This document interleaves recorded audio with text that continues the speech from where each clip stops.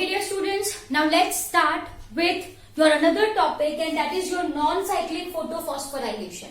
As I told earlier that in your non-cyclic photophosphorylation, photosystem 1 and photosystem 2 both plays an important role. Am I clear?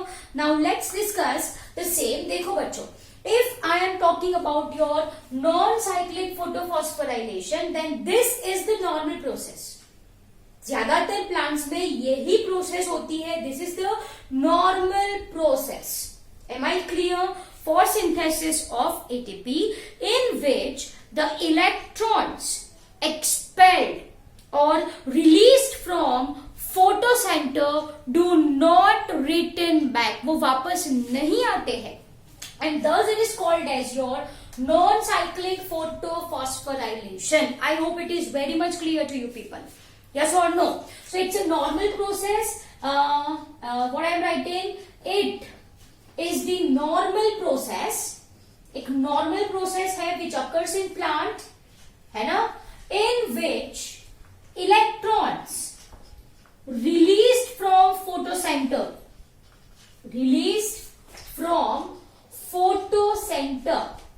ठीक है, do not return back,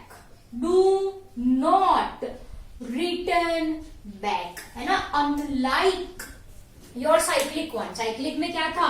जहां से निकले वहां पे वापस आए. लेकिन in this case जहां से निकलेंगे वहां पे वापस नहीं आने वाले, कहीं और चले जाने वाले हैं.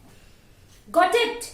So if I'm talking about your non-cyclic photophosphorylation, it involves both your photosystem 1 and photosystem 2. Clear? Now let's get started. है ना? चलो, तो नॉन साइक्लिक फोटोफॉस्फोराइलेशन की शुरुआत होती है ऑक्सीजन इवॉल्विंग कॉम्प्लेक्स से. कहां से? Oxygen evolving complex. So this way I will be writing over here, यहां पे लिख लू मैं, that is your oxygen evolving complex, है ना? Oxygen evolving complex which consists of your, yes, आप सबको पता होना चाहिए, it consists of your Mn, manganese, calcium and chloride. Oxygen evolving complex is associated with what? It is associated with splitting of water molecule. Yes or no?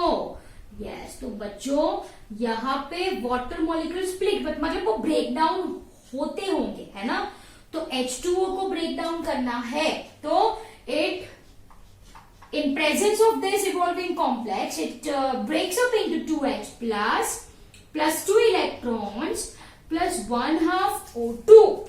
तो यहाँ पे O2 क्या हुआ बेटा? रिलीज हुआ. O2 is released. I hope the point is very much clear to you people, है ना? And जो इलेक्ट्रॉन्स यहाँ से निकले, जो इलेक्ट्रॉन्स यहाँ से निकलेंगे, है ना? It pass on to your, here I will be writing, this is your P680. What is P680? आपको अच्छे से पता होना चाहिए. Yes or no? Yes.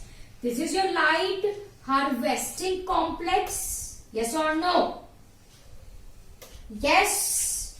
Clear? So here I will be writing the electrons which are released. Sorry.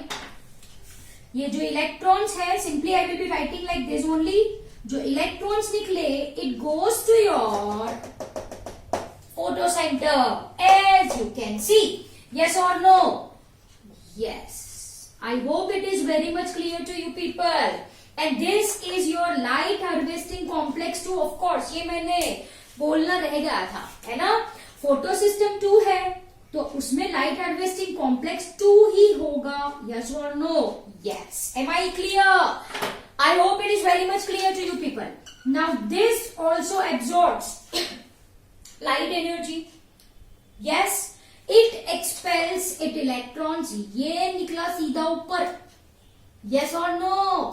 Yes, and it is accepted by primary electron acceptor, and that is your pheophytin. Pheophytin, है ना?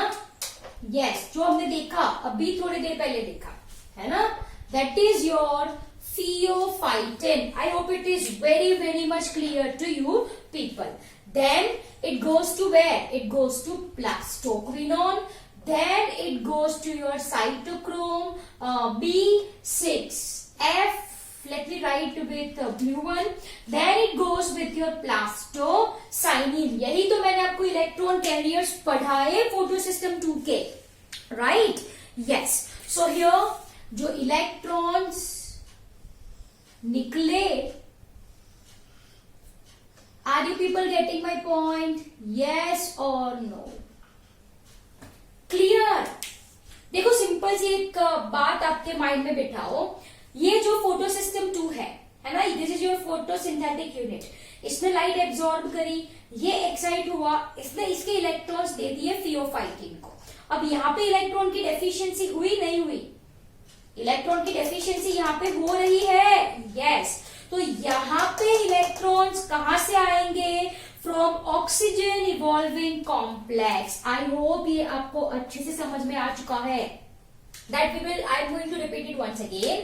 अब ये जो electrons है, during its movement over cytochrome B6F, it releases energy which is useful in synthesis of ATP. Am I clear? So when electrons are passing over this cytochrome B6F complex, it releases enough energy for the synthesis of ATP. For the synthesis of ATP. Am I clear? अब भाई देखो यहाँ पे क्या है. यहाँ पे है P700, राइट? और ये उसका light harvesting complex 2. Just a minute. Light harvesting complex 2. Yes और नो? यस. अब क्या होगा? ये भी एनर्जी एब्सॉर्ब करेगा. Same, the process remains same. Again it excludes its electron which is accepted by AO. What is AO? पढ़ा ना हमने? That is your electron acceptor. Yes, AO is your electron acceptor. फिर कौन आएगा? It's A1. What is A1? It's your quinone. Yes, ये तो आपको अच्छे से पता है. फिर कौन आएगा आपका? Iron sulphur complex. So here I will be writing iron sulphur complex, वो भी पता है. फिर कौन आया आपका? फेरिडॉक्सिन, वो भी आपको पता है. This all are the electron carriers. This all are the electron carriers. Yes और नो? यस और नो? यस. अब यहाँ पे आप देख सकते हो कि यहाँ पे इलेक्ट्रॉन्स की डेफिशिएंसी हो रही है, क्योंकि इसने इलेक्ट्रॉन्स किसको दे दिए? AO को दे दिए. तो यहाँ पे जो डेफिशिएंसी हुई, वो इलेक्ट्रॉन्स यहाँ पे आने वाले हैं. Are you people getting my point? Yes और नो? यस. पहले ये पूरा प्रोसेस समझो, फिर I will be discussing once again, right? अब वो फेरिडॉक्सिन के पास इलेक्ट्रॉन्स है, वो अपने पास तो रखेगा नहीं, है ना? This most important point, this ferredoxin, right, gives electrons to FNR. What is FNR? Ferridoxin NADPH reductase. एक एंजाइम है, ये एंजाइम है. Are you people getting my point? इसके साथ एसोसिएशन होता है NADP प्लस का. डन. यहां से इलेक्ट्रॉन्स आ रहे हैं. यस, यहां पे इलेक्ट्रॉन्स, FNR ने इलेक्ट्रॉन्स इसको दिए, 2 electrons, right, plus protons, which results in formation of NADPH. Are you people getting my point? Yes or no? This results in formation of NADPH. Got it? Yes or no? Done. तो यहाँ पे आप देख सकते हैं, यहां से electrons निकले, कहां पे पहुंचे? फोटोसिस्टम 1 पे. यहां के इलेक्ट्रॉन्स कहां पे पहुंच गए? NADP प्लस पे. तो कैन यू से कि इलेक्ट्रॉन्स वापस फोटो सिस्टम पे आ रहे हैं या कहीं और जा रहे हैं? It goes to somewhere else, yes, and thus it is called as your non-cyclic phosphorylation. अगर यहाँ पे मैंने 2 इलेक्ट्रॉन्स लिखे हैं तो I am going to write 2 protons and it will be NADPH2. Simple as that. Clear? So this is also called as your Z scheme. देखो ये Z बना. प्लीज डू नॉट से कि मेरा मैन दिख रहा है. आई नो, लेकिन देखने वाले ने ऐसे देखा होगा, तो ऐसे मुझे Z दिखाई दिया. तो this is called as your Z scheme, right? It's a zigzag pathway, I can say. Z scheme as it is an zigzag pathway. तो ये अच्छे से याद रखो. नॉन साइक्लिक को क्या बोला जाता है? It is also said as your Z scheme. Z scheme as the pathway is zigzag. Am I clear? चलो अब बहुत शांति से. If I am talking about your non-cyclic photophosphorylation, photosystem 2 and photosystem 1 both are involved. अब ये दोनों photosystem मैंने आपको separately पढ़ाई है. What it consists of? Photocenters, light harvesting complex and electron carriers. Electron carriers भी people have discussed in detail, है ना? तो यहां पे देखो, लाइट एब्जॉर्ब करी, लाइट हार्वेस्टिंग कॉम्प्लेक्स 2 ने, mark my words, put your pens down right now. यहां से एनर्जी एब्जॉर्ब हुई. एनर्जी एब्जॉर्ब होके किसको दे दी? P680 को. यस, P680 एक्साइट होके इलेक्ट्रॉन रिलीज किया. The electron is accepted by pheophytin. The electron goes to plastoquinone. Electron goes to cytochrome B6F. While moving over this, it releases energy which is useful in synthesis of ATP. इसने किसको electron दिया? Plastocyanin को. Plastocyanin ने वो electrons किसको दे दिया? Photo centre 1 को. P700. This is your बच्चों, ये PS2 है और ये PS1 है. तो आप यहाँ पे देख सकते हो कि यहां से जो इलेक्ट्रॉन्स निकले वो इलेक्ट्रॉन्स प्लास्टोसाइनिन ने किसको दे दिए? फोटो सिस्टम 1 को दे दिए. वापस यहाँ पे नहीं आए. मतलब यहाँ पे तो इलेक्ट्रॉन्स की हो गई डेफिशिएंसी. यहाँ पे इलेक्ट्रॉन्स की क्या हुई बेटा? डेफिशिएंसी हुई. तो अब ये तो नहीं चलेगा, इलेक्ट्रॉन्स को कहीं ना कहीं से तो लाना पड़ेगा. तो ये इलेक्ट्रॉन्स बेटा कहां से आते हैं? From this oxygen evolving complex. Oxygen evolving complex which consist of your manganese calcium chloride, वो वाटर मॉलिक्यूल को तोड़फोड़ करे. It splits water molecule. This is what I called as photolysis of water. Photo मतलब light की presence में, lysis मतलब break down किसका? Water का. So water break down to form, तो पता ही आपको ये रिएक्शन, तो आप छोटे हो तब से पढ़ते आ रहे हो. इट रिलीजेस इलेक्ट्रॉन एंड ये electron right from oxygen evolving complex goes to photosystem 2. तो यहां पर deficiency fulfil. Got it? Yes.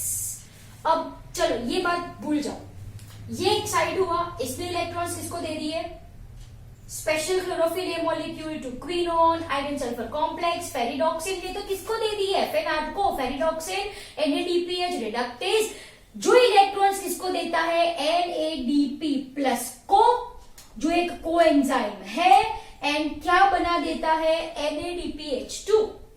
चलो यहां से जो इलेक्ट्रॉन्स निकले वापस उसके पास आए? ना भाई ना, नहीं आए. कहां पे चले? ये तो चले किसके पास? NAD प्लस के पास. तो यहाँ पे इलेक्ट्रॉन्स की डेफिशिएंसी हुई कि नहीं हुई? यस. तो ये कहां से आया? From this. Got it? I hope the pathway is very much clear to you people, है ना? ऑक्सीजन इवॉल्विंग कॉम्प्लेक्स ब्रेक होके इलेक्ट्रॉन्स इसको दिए, इसके इलेक्ट्रॉन्स इसके पास चले, इसके इलेक्ट्रॉन्स इसके पास चले. राइट?